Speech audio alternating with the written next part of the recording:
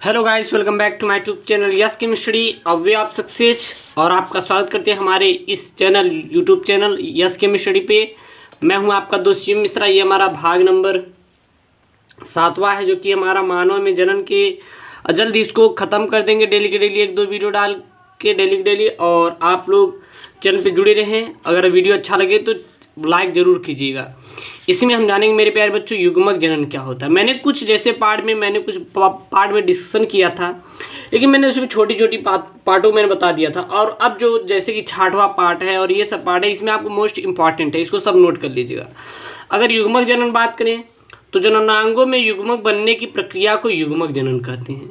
जो जननांग होते हैं उसमें क्या बनता है, हमारा युग्मक बनता है। और इस युग्मक बनने की प्रक्रिया को क्या कहते हैं, युग्मक जनन कहा जाता है। अगर प्यारे दोस्तों कोई पूछ ले, चलिए भैया बताइए कि युग्मक जनन क्या होता है, तो जननांगों में, अब जननांग क्या है सोचिए। मादा में जननांग अलग होता है और हमारा कोई भी नर में जननांग अलग होता है। फीमेल रिप्रोडक्टिव सिस्टम अलग होता है, मेल रिप्रोडक्टिव सिस्टम अलग होता है। जैसे कि मैंने लिया है प्राथमिक लैंगिक, हमेशा जो युग्मक बनता है वो प्राथमिक लैंगिक अंग में ही बनता है। अगर वो प्राथमिक लैंगिक अंग हमारा क्या होता है, हो सकता है जननांग क्या हो सकता है, पुरुषों में होता है वृषण। क्या होता है, वृषण के बारे में मैंने बता चुका है। प्राथमिक लैंगिक अंग पुरुषों में वृषण में युग्मक जनन विधि द्वारा शुक्राणु का निर्माण होता है। यानी कि हमारे ये है कि प्राथमिक लैंगिक अंग में जो पुरुषों में वृषण में जो युग्मक जनन विधि के द्वारा किसका निर्माण होता है मेरे प्यारे बच्चों, ये शुक्राणु का निर्माण होता है। किसमें, हमारा इसी में, ठीक है ना। तथा स्त्रियों के अंडाशय में युग्मक जनन विधि द्वारा अंडाणु का निर्माण होता है। तो युग्मक जनन में बात करें तो जननांगों में युग्मक बनने की प्रक्रिया को युग्मक जनन कहते हैं। अगर युग्मक जननांग क्या है तो वो प्राथमिक जनन अंग है, कोई फीमेल और हमारा मेल। प्राथमिक लैंगिक अंग में पुरुष में क्या है, हमारा वृषण है। वृषण में क्या बनेगा, हमारा शुक्राणु बनेगा। वहीं में प्राथमिक लैंगिक अंग हमारा मादाओं में क्या, वो अंडाशय है और अंडाशय में किसका निर्माण होगा, अंडाणु का। तो युग्मक जनन मैंने देख लिया क्या होता है। जननांगों में युग्मक बनने की प्रक्रिया को युग्मक जनन कहते हैं। अगर बात करें पुरुषों में वृषण में शुक्राणु बनते हैं और हमारे मादाओं में अंडाणु बनते हैं। तो सर्वप्रथम हम लोग जानते हैं शुक्र जनन क्या होता है। क्या जानते हैं, शुक्र जनन। तो हेडिंग बना लीजिए, शुक्र जनन। इसको मैं लिख के समझाऊंगा क्योंकि आपके लिए इंपॉर्टेंट है। शुक्र जनन क्या होता है मेरे प्यारे बच्चों, समझने वाली बात है। थोड़ी सी आप बात समझेंगे तो आपको अच्छे से समझ में आ जाएगा, ठीक है ना। शुक्र जनन ये होता है कि जो वृषणों की जनन एपिथेलियम कोशिकाओं में शुक्राणु का निर्माण होना। बात समझिएगा, जो वृषण होता है, वृषण की जनन एपिथेलियम में, एपिथेलियम कोशिकाओं में, किसमें, कोशिकाओं से या फिर में शुक्राणु का, किसका, शुक्राणु का निर्माण होना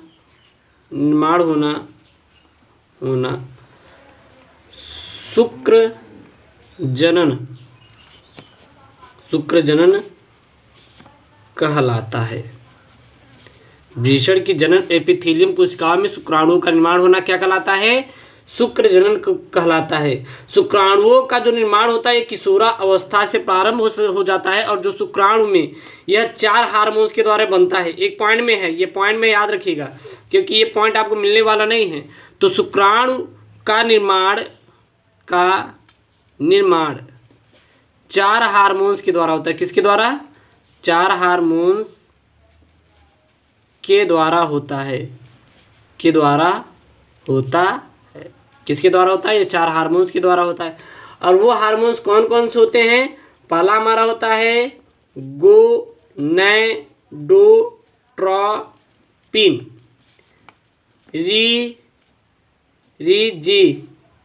रिलीजिंग हार्मोन्स। तो पहला हमारा क्या होता है, गोनडोट्रोपिन रिलीजिंग हार्मोन्स। और दूसरा हमारा क्या होता है, वो होता है हमारा पिंडकर हार्मोन्स, याद रखिएगा, ठीक है ना। तीसरा हमारा क्या होता है, तो होता है हमारा पुटुक दीपक हार्मोन्स, ये हमारा तीसरा होता है। चौथा हमारा क्या होता है, वो होता है हमारा एंड्रोजन्स हार्मोन्स। तो कितने हार्मोन्स होते हैं मेरे प्यारे बच्चों, वो होते हैं हमारे इन्हीं 4 प्रकार के हार्मोन्स के द्वारा, इन्हीं 4 प्रकार के हार्मोन्स के द्वारा किसी भी शुक्राणु का क्या होता है, निर्माण होता है। किसी भी शुक्राणु का क्या होता है, निर्माण होता है। तो चलिए अब हम बात करेंगे शुक्राणु के बारे में। ये हमारा शुक्राणु हमारा क्या होता है, ठीक है ना, शुक्राणु हमारा क्या होता है। तो वृषण में अपरिपक्व नर जन्म कोशिकाएं शुक्रजनन द्वारा शुक्राणु बनाती हैं। जो वृषण में उपस्थित नर जन्म कोशिकाएं होती हैं, ये क्या करती है, शुक्रजनन के द्वारा क्या बनाती है मेरे प्यारे बच्चों, शुक्राणु बनाती हैं, जो पुरुष में किशोरा अवस्था में ही शुरू हो जाता है। अगर कोई भी हमारा मेल है तो किशोरा अवस्था में रहेगा, तभी हमारी यह प्रक्रिया क्या होगी मेरे प्यारे बच्चों, शुरू हो जाती है। शुक्र जनन नलिकाओं की भीतरी भित्ति में उपस्थित शुक्राणु जनन समसूत्री विभाजन के द्वारा ही वहाँ पे बनता है। जो शुक्र जनक नलिकाएं होती हैं उनकी भीतरी भित्ति में उपस्थित शुक्राणु समसूत्री विभाजन होता है। जो शुक्राणु जनन नलिकाएं जो होती हैं उनके भीतरी भित्ति में उपस्थित होती हैं, वो शुक्राणु जनन के द्वारा समसूत्री क्या होता है मेरे प्यारे बच्चों, विभाजन होता है। तो हमारा क्या होता है, समसूत्री के विभाजन के द्वारा संज्ञा में क्या हो जाते हैं, वृद्धि करते हैं, ठीक है ना। प्रत्येक जो शुक्राणुजन होता है वो द्विगुणित होता है। जितने भी शुक्राणु जन होते हैं वो हमेशा द्विगुणित होता है। तो यहाँ से आप एक प्रश्न ये बना सकते हैं, जो शुक्राणुजन होता है वो द्विगुणित अवस्था में पाया जाता है, यानी कि हमारा 2n के रूप में। उसमें क्या होते हैं, 46 गुणसूत्र होते हैं। यानी कि जब हमारा प्रत्येक शुक्राणुजन द्विगुणित होता है तो इसमें कितने हमारे गुणसूत्र होंगे, वो 46 गुणसूत्र होते हैं। कुछ शुक्राणुजनों में समय समय पर अर्धसूत्री विभाजन होता रहता है।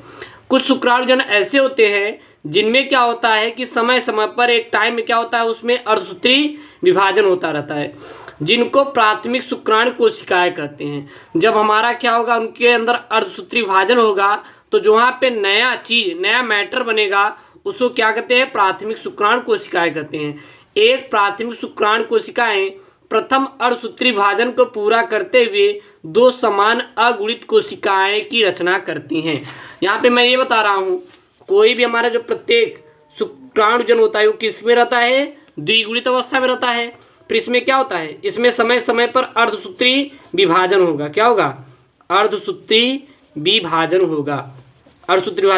तो यहाँ पे n में घूम गई और यहाँ पे क्या हो गई, टूट रही नहीं, तो समय समय पे क्या हो रहा है, अर्धसूत्री विभाजन हो रहा है। आगे देखिए, फिर एक अर्धसूत्री शुक्राणु कोशिकाएं प्रथम अर्धसूत्री विभाजन द्वारा 2 समान अगुणित मतलब अभी तो यहाँ पे द्विगुणित थी, लेकिन अब हमारा क्या है, अगुणित मतलब कि एक यहाँ पे है और एक यहाँ पे है। ये द्विगुणित अवस्था में रही थी तो हमारा अर्धसूत्री विभाजन हुआ, तो जिसके पश्चात अगुणित शुक्रजन क्या है, बना रही हैं, कोशिकाएं बनाती हैं। 2 समान अगुणित कोशिकाएं रचना करती है, जिन्हें द्वितीयक शुक्राणु कोशिकाएं कहते हैं। देखिए, अगर इसको बात करें तो इसको कहते हैं प्राथमिक शुक्राणु कोशिका कहते हैं। इसे क्या कहते हैं, प्राथमिक शुक्राणु कोशिका कहते हैं मेरे प्यारे बच्चों। और इसे कहते हैं द्वितीयक शुक्राणु कोशिका कहते हैं, शुक्राणु कोशिका, ठीक है ना। ये द्वितीयक और ये हमारा क्या है मेरे प्यारे बच्चों, प्राथमिक है। इधर ये हमारा द्वितीयक है, ये हमारा क्या है, प्राथमिक है।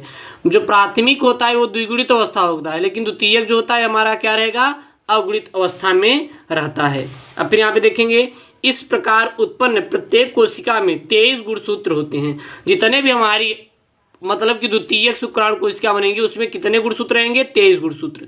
द्वितीयक शुक्राणु कोशिकाओं में दूसरे अर्धसूत्री विभाजन से गुजरते हुए 4 अगुणित शुक्राणु पशु बनाते हैं। देखिए, अब हमारा क्या हुआ, जब हमारा यहाँ पे 2n था, अभी द्विगुणित था, फिर हमारा क्या n अगुणित में टूटा। अब जब ये अनगुणित टूटता है तो यहाँ पे 4 शुक्राणु पशु बनाएंगे। कितने, 4, 1, 2, 3 और 4। और ये कुछ इस प्रकार से ऐसे शुक्राणु पशु के रूप में बनते हैं। तो ये देखिए, यहाँ पे दूसरे अर्धसूत्री विभाजन से गुजरते हुए 4 बराबर अगुणित शुक्राणु पशु पैदा करते हैं। शुक्राणु पशु जो होते हैं स्थानांतरित होकर शुक्राणु बनते हैं, फिर यही शुक्राणु पशु क्या रहेंगे, स्थानांतरित होंगे और फिर बाद में शुक्राणु बनते हैं, और इस प्रक्रिया को शुक्राणु जनन कहा जाता है। तो शुक्राणु पशु से शुक्राणु बनने की प्रक्रिया को शुक्राणु जनन कहते हैं। शुक्राणु जनन के पश्चात शुक्राणु शीर्ष सरटोली कोशिकाओं में अंतः स्थापित हो जाते हैं, क्योंकि सरटोली कोशिकाओं में ही हमारा शुक्राणुओं का निर्माण होता है, ठीक है ना। तो सरटोली कोशिकाओं में क्या होते हैं, अंतः स्थापित हो जाते हैं, क्योंकि वहाँ पे उनको पोषक तत्व प्रदान करता है। और अंतः में जिस प्रक्रिया द्वारा शुक्राणु शुक्राणुजनन नलिकाओं से मोचित होते हैं उस प्रक्रिया को वीर्य निषेचन कहते हैं। तब इसी को वीर्य निषेचन कहा जाता है, जहाँ पे शुक्राणुजनन नलिकाओं से जो मोचित होते हैं शुक्राणु, तो उसी प्रक्रिया को हम वीर्य निषेचन कहते हैं। अगर शुक्राणुजनन प्रक्रिया की बात करें तो शुक्राणुजनन जो प्रक्रिया होता है मेरे प्यारे बच्चों, किशोरा अवस्था, यौनारंभ अवस्था 13 से 14 वर्ष की आयु में प्रारंभ हो जाता है। किसी भी हमारे मेल में, कोई भी हमारा मेल है, अगर ये सोचे कि उसमें कब हमारा शुक्राणुजनन प्रक्रिया होगी, तो किशोरा अवस्था में या फिर जब उसका यौनारंभ अवस्था चालू होगा तभी उसमें हमारा ये प्रोसेस चालू हो जाता है। और 13 से 14 वर्ष की आयु में उसमें स्पर्म बनना शुरू हो जाता है, ठीक है। और ये हमारी आरंभ होने लगती है, फिर बाद में वो बहुत सारे हमारे वहाँ पे वो बनाने के योग्य हो जाता है। तो मेरे प्यारे बच्चों, इसमें हमने शुक्राणु और शुक्राणुजनन के बारे में जान गए। अब हम जानेंगे अंडजनन नेक्स्ट वीडियो में। ओके दोस्तों, थैंक यू, सपोर्ट जरूर करें। और इसका आपको PDF मिल जाएगा जब हमारा ये आप पूरा खत्म कर देंगे आपको चैप्टर, तब हम इसका PDF आप प्रोवाइड कर देंगे।